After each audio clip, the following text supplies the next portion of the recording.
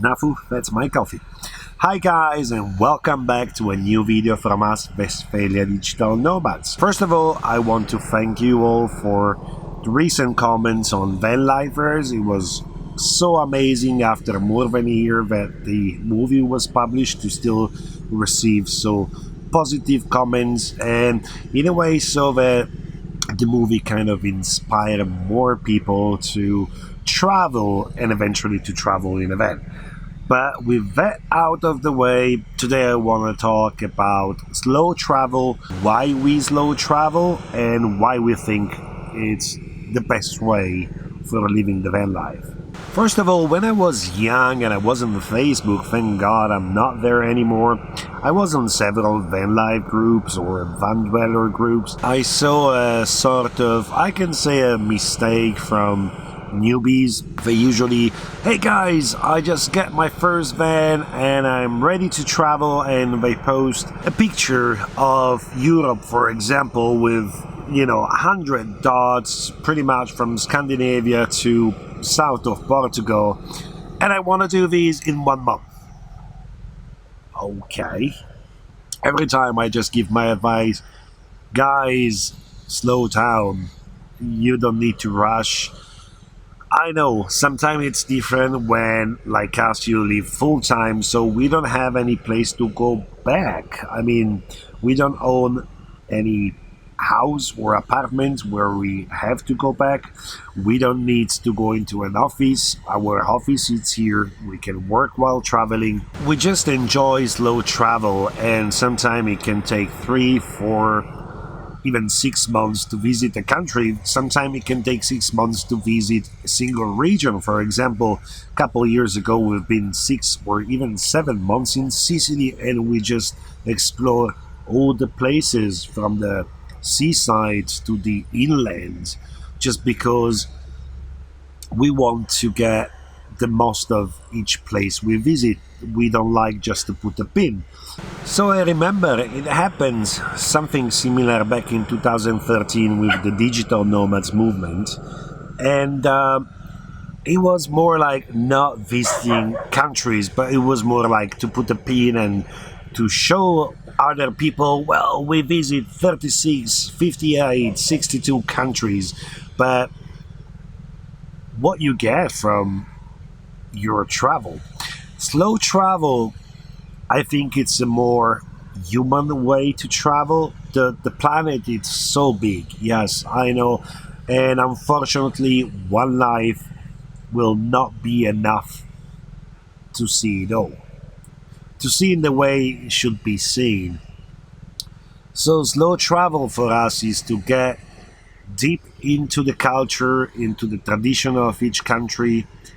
It means to meet local people and chat with local people, get more knowledge about the place we see, not just a pin on the map. A pin on the map doesn't make any sense to me. I feel that, I would say, in the last 7 years we still didn't finish to visit Europe. For so many places we still miss. So my best advice is to take it slow down. Even if you don't have the time that we have, well, or you find a way to have that time. Guys, I will put in the description a really good post Mel wrote about online and offline work.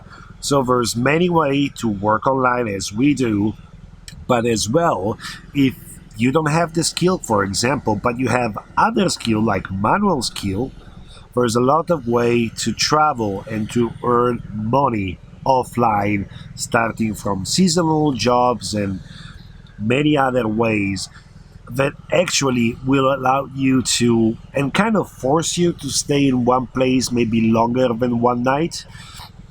And I would say another good part about slow travel, for example, is that we met people 10 days ago. We were in a parking. I think we spent 3 days there, and a young couple that I think they start living in a van, in a small one, from maybe a week, start to chat with us, and they ask me if I know about the concert at 5 o'clock in the morning up to the mountain, and I didn't know it.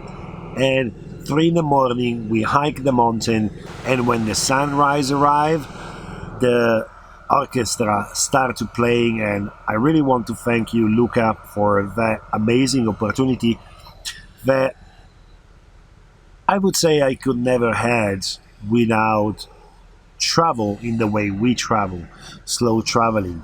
So my advice is, you want to visit the place, take your time.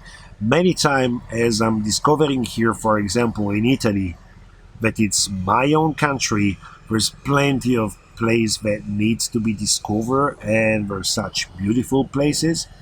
So don't try to go too far. Slow travel give you the opportunity to take your time, the time for yourself, and that's one of the most important things for me. Living the van life, living in a van that it's not comfortable, but I'm the manager of my own time, my free time. I'm the manager of my own life, of what I would like to do during my day.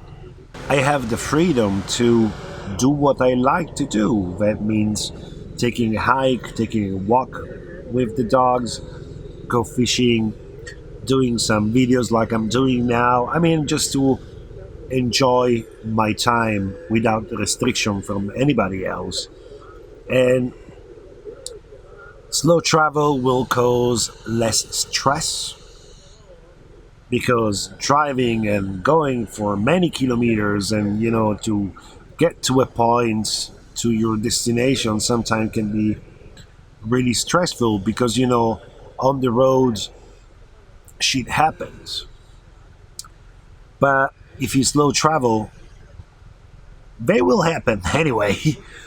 But sometimes it's even more easy because you already met some locals, so you can ask some tips and advice. And if you need a mechanic, maybe you just met one the day before because you had the time to chat with local people and to enjoy the place you visit. If you wanna travel full time, again, check in the description. You might find some inspiration of what you can do while traveling. There's a lot of possibilities. You just need to find your own. And the second advice, if you don't have that possibility, well, just try to manage better the time that you're gonna dedicate to your travel. Maybe focus on one country, on one region, on one single place, and just get the maximum you can get from that place. Not, I don't know, try not traveling to become a point and shoot things for Instagram. Just enjoy that moment, enjoy the place you visit, enjoy meeting local people, and that's it. Well, that was my little things about slow travel, why we do that, and why we really enjoy to slow travel. Thank you so much, guys, for watching. See you in the next video.